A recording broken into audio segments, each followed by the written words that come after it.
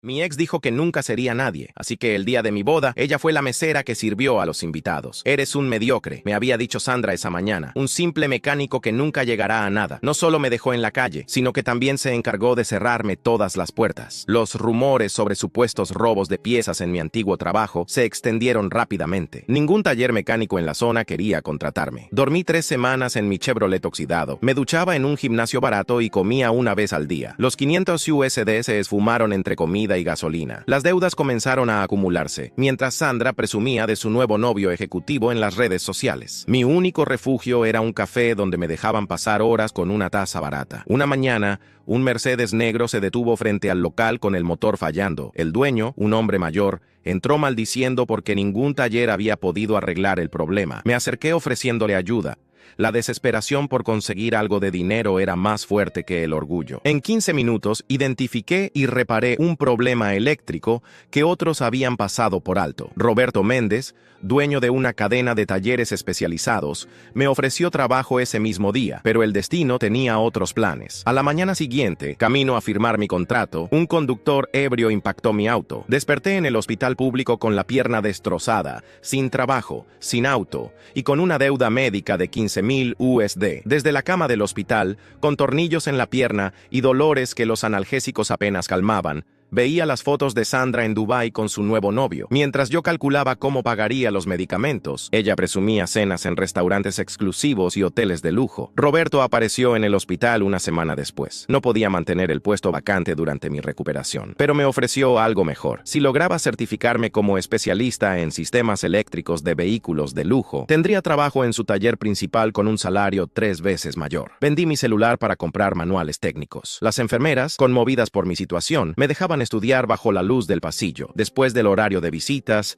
entre puntos de sutura y dolorosas sesiones de fisioterapia. Memorizaba diagramas eléctricos y sistemas de inyección. Sandra apareció en el hospital 2 semanas después, no para verme, sino presumiendo su anillo de compromiso. La vi desde lejos, riendo con sus amigas mientras señalaba mi habitación. Su risa resonó por el pasillo. Les dijo que terminaría así esa noche, con la pierna palpitando de dolor y el orgullo por el suelo. Hice una promesa. No solo me recuperaría, me convertiría en alguien que Sandra jamás imaginó que podría hacer. Lo que no sabía era que el camino hacia esa promesa estaría lleno de más obstáculos de los que podía imaginar. Durante mi recuperación en el hospital, las cosas empeoraron. La deuda médica seguía creciendo y el dolor en la pierna era insoportable. Los médicos mencionaron que podría necesitar otra cirugía, otros 10,000 USD que no tenía. Sandra se encargó de difundir entre nuestros conocidos que mi accidente había sido por conducir ebrio, aunque los reportes policiales decían lo contrario. Una mañana, mientras estudiaba mis manuales técnicos, una enfermera nueva entró a mi habitación. Elena, según indicaba su gafete, revisó mis signos vitales. Al ver los libros esparcidos sobre mi cama, se detuvo y estudió los sistemas eléctricos. A las 3:00 de la mañana, preguntó mientras ajustaba mi suero. Le expliqué mi situación, esperando la misma mirada de lástima que recibía de todos. En cambio, Elena se sentó al borde de mi cama y comenzó a hacerme preguntas sobre los diagramas. Resultó que su padre había sido mecánico antes de fallecer. Durante sus descansos, Elena comenzó a traerme manuales antiguos que había guardado de él. Estudiábamos juntos mientras ella hacía sus rondas nocturnas. Por primera vez desde el accidente, sentí que alguien realmente creía en mí. La vida, sin embargo, tenía otros planes. Una tarde, Roberto apareció con noticias devastadoras. Su taller principal había sufrido pérdidas significativas. El puesto que me había prometido ya no existía. Tendría que empezar desde abajo con un salario mínimo si quería una oportunidad. Esa misma noche, Sandra apareció en mi habitación. No venía sola. Su prometido ejecutivo quería conocer al perdedor del que tanto le había hablado. Los vi desde mi cama, ella colgada de su brazo, ambos vestidos como si fueran a una gala. Vine a decirte que nos casamos el próximo mes, anunció Sandra con una sonrisa maliciosa. Pensé que deberías saberlo ya que alguna vez creíste que tendrías una oportunidad conmigo. Su prometido, un hombre que aparentaba 10 años más que ella, me miró con una mezcla de lástima y desprecio. Sandra me contó sobre tus problemas, dijo sacando su billetera. Quizás esto ayude con tus deudas. Dejó 200 USD sobre mi mesa de noche. Elena entró justo en ese momento sin decir palabra. Tomó el dinero y se lo devolvió al prometido de Sandra. El paciente necesita descansar, dijo con una firmeza que me sorprendió. Creo que ustedes deberían encontrar algo mejor que hacer que atormentar a alguien en recuperación. Después de que se fueron, Elena se quedó conmigo hasta el amanecer ayudándome a estudiar. Mi padre siempre decía que el verdadero carácter de una persona se muestra en sus peores momentos. Me dijo, ¿y tú, a pesar de todo, sigues luchando? Lo que no sabíamos era que esa noche marcaría el comienzo de un cambio radical en nuestras vidas. Sandra y su prometido acababan de cometer un error que transformaría completamente el juego, aunque tardaría meses en revelarse. Después de 3 meses en el hospital, me dieron el alta, pero con una deuda de 25,000 USD. Elena me ayudó a conseguir un pequeño cuarto cerca del hospital, apenas un colchón en el suelo y espacio para mis libros, pero era mejor que la calle. Mi pierna aún no sanaba completamente, pero no podía darme el lujo de seguir sin trabajar. Roberto cumplió su palabra y me dio un puesto en su taller más pequeño, limpiando herramientas y haciendo trabajos básicos. El salario apenas cubría el alquiler y la comida, mucho menos los pagos del hospital cada noche. Después de 12 horas de trabajo, estudiaba hasta quedarme dormido sobre los manuales. Elena seguía visitándome después de sus turnos. Me traía comida del hospital y me ayudaba a estudiar. Una noche, mientras repasábamos sistemas de inyección, me contó algo que cambiaría todo. El prometido de Sandra, según los rumores del hospital, tenía antecedentes turbios. Varios pacientes habían llegado con lesiones sospechosas después de hacer negocios con él. Un día, mientras limpiaba el taller, escuché una conversación entre Roberto y su contador. El taller principal no había sufrido pérdidas. El prometido de Sandra había intentado comprar el negocio a través de una empresa fantasma, presionando a los empleados para que renunciaran. Roberto se negaba a vender, pero estaba preocupado. Esa noche, revisando facturas antiguas del taller como práctica para mi certificación, noté un patrón extraño. Las piezas que supuestamente yo había robado en mi antiguo trabajo coincidían con envíos a una dirección familiar. La empresa del prometido de Sandra, Elena me ayudó a investigar. Más profundamente,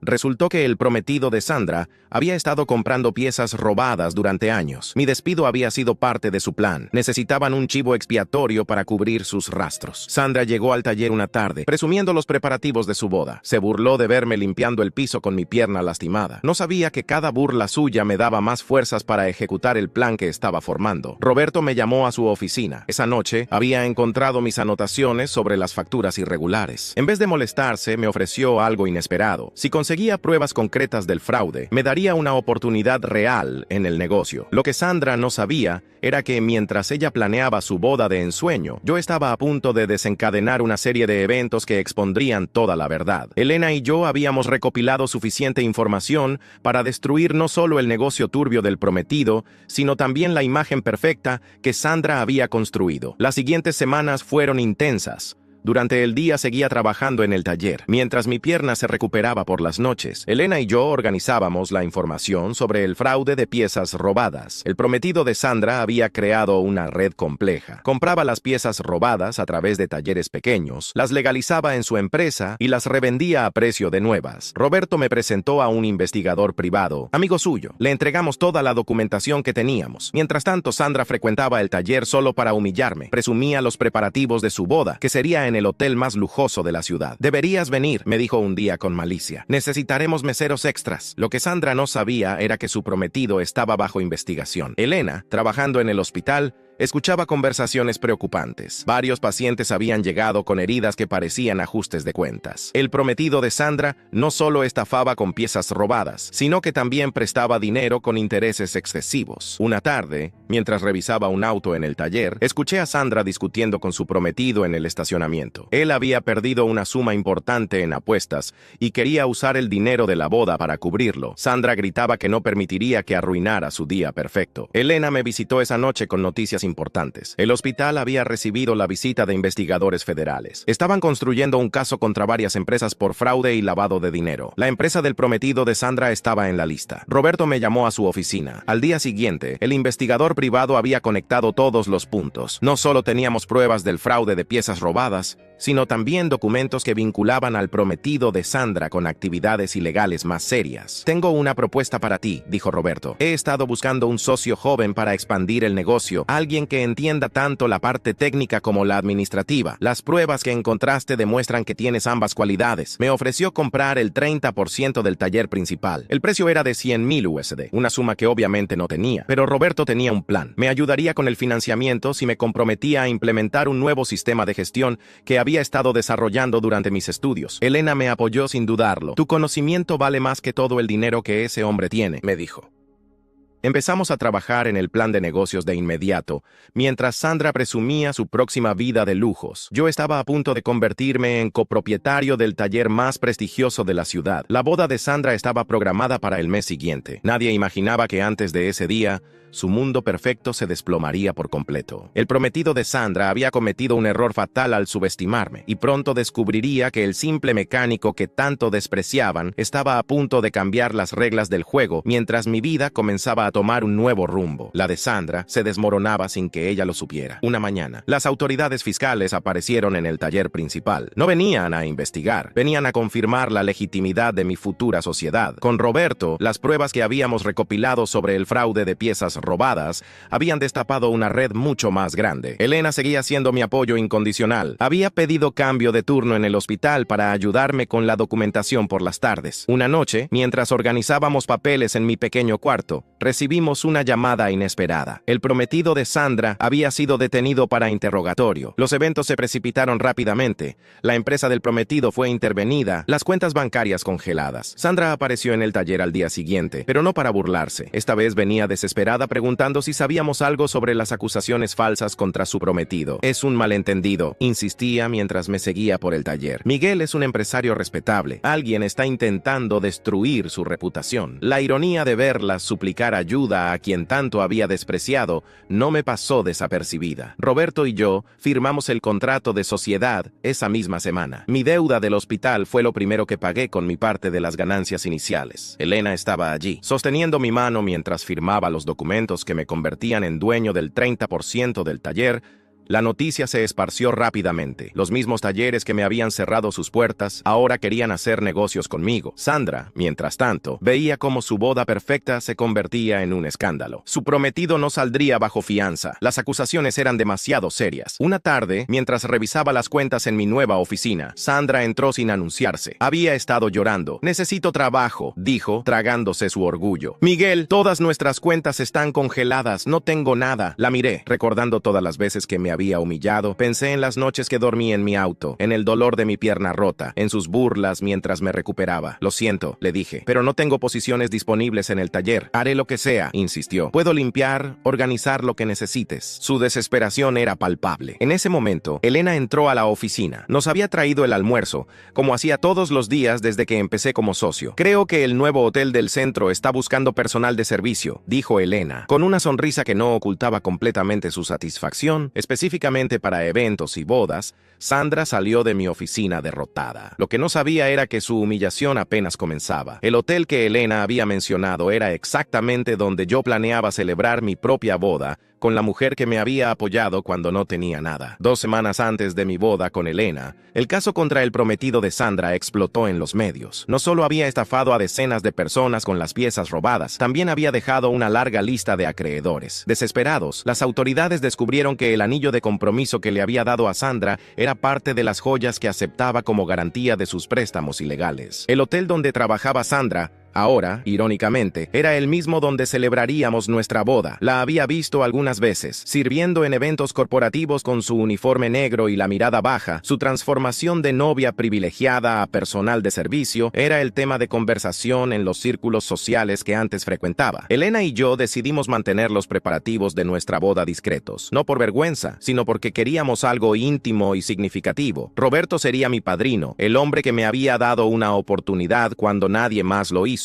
Merecía ese honor. Una tarde, mientras finalizábamos los detalles con el hotel, Sandra se acercó a nuestra mesa. Tenía que tomar nuestra orden de servicio. Era su trabajo. Ahora sus manos temblaban mientras sostenía la libreta. La suite nupcial está lista para su inspección, dijo mecánicamente, evitando mi mirada. Era la misma suite que ella había reservado para su propia boda meses atrás. Elena, mostrando más compasión de la que yo tendría, la trató con respeto profesional, pero Sandra no pudo mantener la compostura. En medio de la reunión se quebró. ¿Cómo lo hiciste?, preguntó, lágrimas rodando por sus mejillas. ¿Cómo pasaste de ser nadie a tenerlo todo? La respuesta vino de Elena. Nunca fue nadie. Tú simplemente no supiste ver su valor. Lo que sucedió después cambiaría completamente el rumbo de los eventos. Sandra tenía información que podría afectar a más personas involucradas en los negocios turbios de su exprometido, y estaba dispuesta a hablar. Sandra reveló que su exprometido tenía una red más profunda de lo que imaginábamos. No solo estafaba con piezas robadas, había montado un esquema que involucraba a varios empresarios respetados de la ciudad. Me entregó una USB con correos electrónicos, transferencias bancarias y documentos comprometedores. Miguel me hacía guardar copias de todo, dijo entre sollozos. Decía que era nuestro seguro, pero nunca entendí contra qué nos estábamos asegurando hasta ahora. La información era explosiva. Varios dueños de talleres mecánicos aparecían en los documentos, incluyendo a mi antiguo jefe, el que me había despedido por las mentiras de Sandra. Estaban todos conectados en una red de fraude que se extendía por toda la ciudad. Elena, con sus contactos en el hospital, confirmó parte de la historia. Varios de los empresarios mencionados habían estado involucrados en accidentes sospechosos con sus trabajadores. El esquema era más oscuro de lo que pensábamos. Roberto convocó una reunión urgente. La información que teníamos podría hacer caer a media industria automotriz de la ciudad, pero también nos ponía en riesgo. Ya habían intentado sabotear nuestro taller 2 veces en la última semana. Tienen que cancelar la boda, insistió Roberto. No es seguro hacer un evento público ahora, pero Elena y yo nos negamos. Cancelar significaría dejar que nos intimidaran. Además,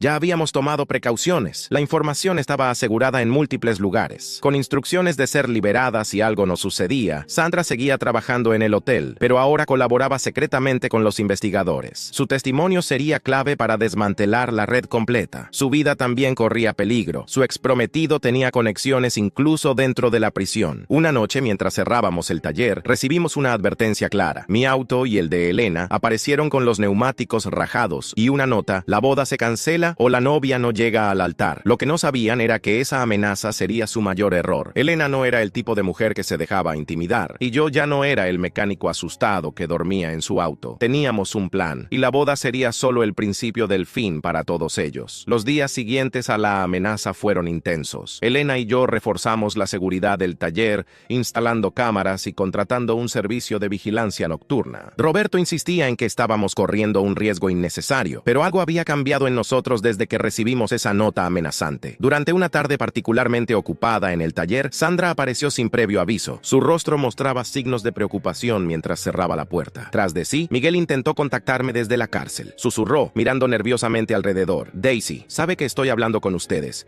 Me amenazó con revelar información sobre mi familia si no retiro mi testimonio. Elena, que había venido a traerme el almuerzo, escuchó todo desde la oficina. Se acercó con esa calma que la caracterizaba cuando tomaba decisiones importantes. Sandra, necesitamos que mantengas tu posición en el hotel, dijo Elena. La boda será la trampa perfecta para exponerlos a todos. El plan era arriesgado, pero brillante. La mayoría de los empresarios involucrados en el esquema fraudulento habían confirmado su asistencia a nuestra boda. Era un evento social que no podían permitirse perder sin levantar sospechas. Lo que no sabían era que cada mesa, cada rincón del salón estaría monitoreado. Roberto finalmente entendió nuestra estrategia y comenzó a colaborar activamente. Su experiencia en el negocio nos permitió identificar quiénes serían los más propensos a actuar bajo presión. Una semana antes de la boda recibimos la confirmación que esperábamos. Elena había instalado un sistema de rastreo en su teléfono después de las amenazas y detectamos que alguien la estaba siguiendo en sus trayectos al hospital. No eran amateur. Sabían cómo mantener distancia y cambiar vehículos. La tensión alcanzó su punto máximo cuando descubrimos que uno de nuestros proveedores más confiables estaba filtrando información sobre nuestros movimientos. Lo confronté en su oficina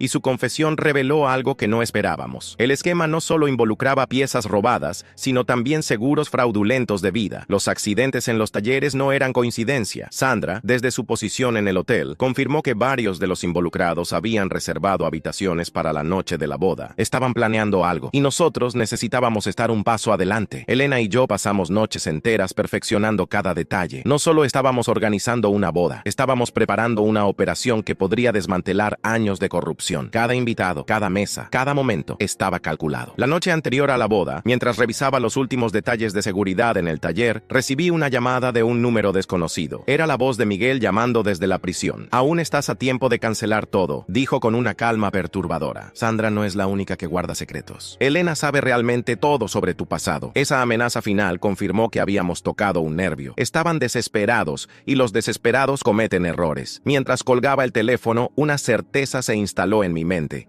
La boda no sería el final de esta historia, sería el comienzo de su caída. El día de la boda amaneció con una calma engañosa. Mientras me ajustaba el traje frente al espejo, repasaba mentalmente cada detalle del plan. Roberto llegó temprano al taller donde nos preparábamos. Los equipos de vigilancia están en posición, informó, mostrándome las ubicaciones en su teléfono. El detective García confirmó que sus hombres estarán mezclados entre los meseros.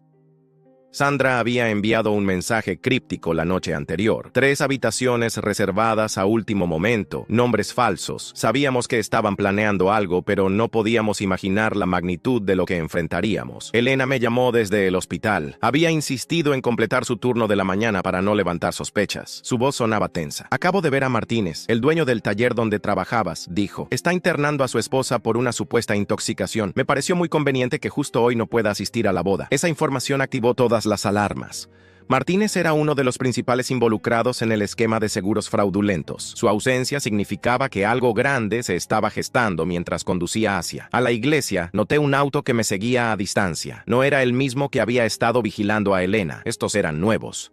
Tomé un desvío no planificado y confirmé mis sospechas. 3 vehículos diferentes me estaban siguiendo en la iglesia. Los invitados comenzaron a llegar. Reconocí varios rostros de los documentos que Sandra nos había entregado. Empresarios respetados, dueños de talleres, incluso un par de abogados conocidos por defender casos de fraude. Todos estaban allí observando, esperando. Roberto se acercó discretamente. Acabo de ver a 2 tipos sospechosos cerca de la entrada lateral. Llevan paquetes que no quiero imaginar qué contienen. El plan original era simple. La boda serviría como trampa para reunir evidencia y testimonios, pero ahora enfrentábamos algo más oscuro. No solo querían impedir la boda, planeaban un ejemplo público. Elena llegó al fin, radiante en su vestido blanco. Al verla caminar hacia el altar, todas mis dudas se disiparon. Habíamos llegado demasiado lejos para retroceder. La ceremonia comenzó y con ella, el verdadero desafío. Sandra, desde su posición como mesera, nos hizo una señal discreta. Había movimiento en las habitaciones reservadas. Los hombres de Martínez estaban tomando posiciones. Durante el intercambio de votos, noté movimientos sospechosos en los laterales de la iglesia. Elena también lo percibió. Su mano apretó la mía con más fuerza. Los invitados comenzaron a inquietarse, algunos revisando constantemente sus teléfonos. Entonces, justo cuando el sacerdote preguntaba si alguien se oponía a la unión, las puertas laterales se abrieron de golpe. No eran los hombres que esperábamos, eran agentes federales. La operación que habíamos planeado durante semanas se había transformado en algo mucho más grande. El caos se desató en segundos. Varios invitados intentaron huir solo para encontrarse con más agentes en todas las salidas. Sandra,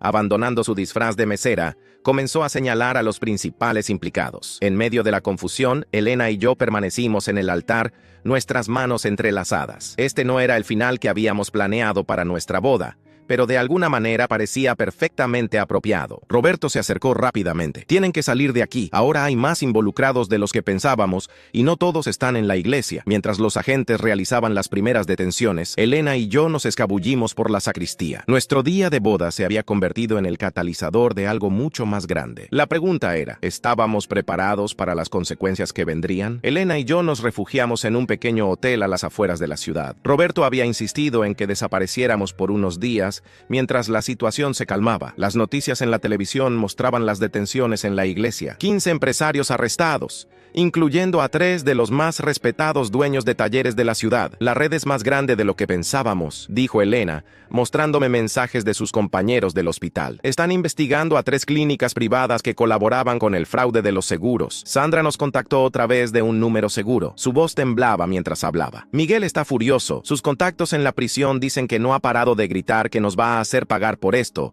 pero hay algo más, algo que no les había contado. Según Sandra, existía una caja de seguridad en un banco del centro. Miguel guardaba allí documentos que implicaban a jueces y funcionarios públicos. Era su seguro final y ahora planeaba usarlo. Si esa información sale a la luz, ninguno de nosotros estará a salvo, advirtió Roberto. Cuando lo pusimos al tanto, tienen conexiones que pueden hacernos desaparecer legalmente. Los días siguientes fueron un constante estado de alerta. Elena tuvo que pedir una licencia en el hospital. hospital. Alguien había intentado acceder a su expediente personal. El taller seguía funcionando, pero bajo estrictas medidas de seguridad. Una tarde, mientras revisaba el inventario en el taller, recibió una visita inesperada. Era Martínez, el dueño de mi antiguo taller, recién liberado bajo fianza. ¿Todavía podemos arreglar esto?, dijo, intentando sonar conciliador. Nadie tiene que salir lastimado. Solo necesitamos que Sandra retire su testimonio. Lo enfrenté directamente. ¿Cómo arreglaron lo de los accidentes? ¿Cuántas familias destruyeron con sus fraudes? Su rostro se transformó. Eres igual de estúpido que antes. ¿Crees que tu pequeña boda arruinada es el final? Esto apenas comienza. Esa noche, el taller de Roberto sufrió un incendio. Las cámaras de seguridad captaron a dos hombres rociando gasolina, pero sus rostros estaban cubiertos. El mensaje era claro. Esto era solo el principio de su venganza. Elena se mantuvo firme a pesar de todo. No vamos a huir, declaró mientras observábamos los daños del incendio. Si corremos ahora, nunca dejarán de perseguirnos. Sandra seguía trabajando en el hotel, ahora bajo protección policial. Su posición nos permitía monitorear las reuniones que los implicados mantenían, intentando reorganizarse. Tras los arrestos, una mañana Elena recibió un sobre en el hospital. Contenía fotos de nosotros, de Roberto, de Sandra, todas tomadas en los últimos días. Junto a las fotos había una nota. La caja de seguridad se abre mañana. Tienen 24 horas para detener todo. Roberto convocó una reunión urgente en lo que quedaba del taller. Tenemos que adelantarnos, dijo, extendiendo un mapa sobre la mesa. Si esos documentos salen a la luz, personas muy poderosas querrán silenciarnos permanentemente. Elena, que había estado inusualmente callada, finalmente habló. Entonces, les daremos algo más grande que nosotros para preocuparse. Su plan era arriesgado, pero podría funcionar. Usaríamos la ambición y el miedo de nuestros enemigos contra ellos mismos. La caja de seguridad se convertiría en su propia trampa, mientras preparábamos todo para el día siguiente. Una certeza se instaló en mi mente. Las próximas 24 horas definirían no solo nuestro futuro, sino también si la justicia finalmente alcanzaría a quienes habían construido un imperio sobre el sufrimiento ajeno. La mañana siguiente, amaneció con una lluvia persistente. Elena y yo nos encontramos con Roberto en un café discreto, a 3 cuadras del banco. Sandra ya estaba en posición en el hotel, monitoreando los movimientos de los implicados que quedaban libres. Martínez y otros dos acaban de registrarse en el hotel, informó Sandra por mensaje. ¿Están esperando algo o a alguien? El plan era preciso. Sabíamos que Miguel había autorizado la apertura de la caja de seguridad a las 11:00 de la mañana. Su abogado sería quien retiraría los documentos. Lo que ellos no sabían era que teníamos nuestra propia sorpresa preparada. Elena se separó de nosotros para tomar su posición en el hospital cercano. Su papel era crucial. Había identificado a 3 médicos involucrados en el fraude de los seguros que estarían de guardia. Esa mañana, a las 10:30, Roberto recibió una llamada alarmante. Acaban de ver a la esposa de Martínez entrando al banco, susurró. Esto no estaba en el plan. Me tenté inmediatamente. La esposa de Martínez era la única que conocía la verdad completa sobre los accidentes en los talleres. Ella había sido la contadora que ocultó los pagos. Los minutos pasaban con una lentitud insoportable. Desde mi posición podía ver la entrada del banco. El abogado de Miguel llegó puntualmente con un maletín negro y expresión preocupada. A las 10:55 todo se precipitó. La esposa de Martínez salió corriendo del banco, claramente alterada. Segundos después, Martínez y sus hombres emergieron del hotel, dirigiéndose hacia ella. «Está sucediendo». La voz de Sandra sonó urgente en el teléfono. «Están discutiendo en la calle. Ella tiene algo en la mano. Parece una USB». El abogado de Miguel, al ver la conmoción, intentó retroceder, pero ya era tarde. 2 agentes vestidos de civil lo interceptaron discretamente. La trampa estaba en marcha. De repente, la esposa de Martínez comenzó a gritar en plena calle. Todo está grabado, cada conversación, cada amenaza. Martínez intentó silenciarla, pero ella se zafó de su agarre. «¿Tú mataste a esas personas? Los accidentes fueron planeados». El caos se desató en segundos. Los hombres de Martínez intentaron contener a su esposa, mientras el abogado de Miguel trataba desesperadamente de alcanzar la puerta del banco. En ese momento, Elena dio la señal desde el hospital. Las ambulancias comenzaron a llegar, aparentemente respondiendo a una emergencia, pero en realidad transportaban más agentes federales. Martínez, acorralado, sacó un arma. El pánico se apoderó de la calle. Su esposa aprovechó la confusión para lanzar la USB hacia donde yo estaba oculto. Todo sucedió en cuestión de segundos. Me lancé a recuperar la USB mientras los agentes reducían a Martínez y su esposa. Gritaban nombres, fechas, detalles que incriminaban a todos los involucrados. El abogado de Miguel intentó huir, pero resbaló en el pavimento mojado. De su maletín cayeron documentos que se esparcieron por la acera. Eran los registros originales de los fraudes, los que planeaban usar para chantajear a los demás. Roberto apareció a mi lado protegiéndome mientras asegurábamos la evidencia. Esto no ha terminado, murmuró Miguel. Aún tiene una última carta que jugar. Como confirmando sus palabras, mi teléfono vibró con un mensaje de Sandra. Miguel se escapó de la prisión. Viene hacia acá. La noticia de la fuga de Miguel desató el caos total. Los agentes comenzaron a establecer perímetros, mientras Martínez, ya esposado, sonreía con una calma perturbadora. Deberían preocuparse más por su amiga enfermera, dijo con una mueca. Miguel siempre tuvo una obsesión especial con los hospitales. Mi sangre se heló. Elena seguía en el hospital, coordinando con los médicos que colaboraban con la investigación. Intenté llamarla, pero su teléfono daba ocupado. Roberto reaccionó rápido. Ve por Elena. Sandra y yo nos encargamos de asegurar la evidencia. Corrí hacia el hospital bajo la lluvia, que ahora caía con más fuerza en el camino. Sandra me envió un mensaje alarmante. Miguel tenía un cómplice en el hospital. La doctora Méndez acaba de desaparecer de su turno. La doctora Méndez, por supuesto, ella había firmado varios de los certificados falsos de los accidentes. Elena la había identificado en los documentos. Llegué al hospital con el corazón martillando en mi pecho. El área de emergencias era un caos de actividad normal, pero algo no se sentía bien. Una enfermera reconoció mi cara de las fotos con Elena. Tu novia subió al tercer piso con la doctora Méndez, me informó. Parecía urgente. Mientras subía las escaleras de 2 en 2, recibí otro mensaje de Sandra. Miguel fue visto entrando por la parte trasera del hospital. No está solo. El tercer piso estaba inusualmente silencioso. Al doblar un corredor, escuché voces provenientes de una sala de consultas. La voz de Elena sonaba tensa, pero controlada. Ya es tarde, Miguel, decía Elena. La policía tiene toda tu red. Se acabó. ¿Crees que no tenía un plan de respaldo? La voz de Miguel destilaba una calma aterradora. ¿Por qué crees que la doctora Méndez está aquí? Me acerqué sigilosamente a la puerta. A través del vidrio, pude ver a Elena de pie junto a la ventana. Miguel la apuntaba con un arma, mientras la doctora Méndez revolvía frenéticamente unos archivos. Explicaba, los archivos originales de todos los accidentes están aquí. Con ellos podemos desacreditar cualquier testimonio. En ese momento, Elena hizo algo inesperado. Comenzó a reír, una risa suave, casi compasiva. ¿De verdad creen que no pensamos en eso?, dijo mirando su reloj. Cada minuto que pasan buscando esos archivos, más evidencia se envía automáticamente a las autoridades. Miguel se desconcertó por un segundo, el segundo que necesitaba. Empujé la puerta con toda mi fuerza, golpeándolo. El arma se disparó, pero la bala se incrustó en la pared. Lo que siguió fue caótico. La doctora Méndez intentó huir con los archivos, pero Elena la interceptó con una precisión que solo una enfermera de emergencias podría tener. Yo luchaba con Miguel, quien, a pesar de las esposas, se defendía como un animal acorralado. Los agentes llegaron segundos después, alertados por el disparo. Sandra los había guiado directamente a nuestra ubicación a través de la aplicación de rastreo que Elena había instalado en su teléfono. Mientras esposaban a Miguel y a Méndez, Elena se acercó a mí. Tenía un corte en la mejilla, pero sus ojos brillaban con determinación. Se acabó, susurró, entrelazando sus dedos con los míos. Realmente se acabó, pero en el fondo, ambos sabíamos que esto era solo el principio. La verdadera batalla, la de reconstruir nuestras vidas y enfrentar las consecuencias de todo lo destapado, apenas comenzaba. Los días siguientes a la detención de Miguel y la doctora Méndez fueron una vorágine de declaraciones, papeleo legal y revelaciones impactantes. La evidencia recuperada del hospital, combinada con los documentos de la esposa de Martínez, destapó una red de corrupción que sacudió a toda la ciudad. Elena volvió al trabajo en el hospital una semana después. Ahora, como parte del equipo que reestructuraría el departamento de emergencias, su valentía durante el enfrentamiento con Miguel le había ganado el respeto de toda la administración. Encontraron más archivos falsos.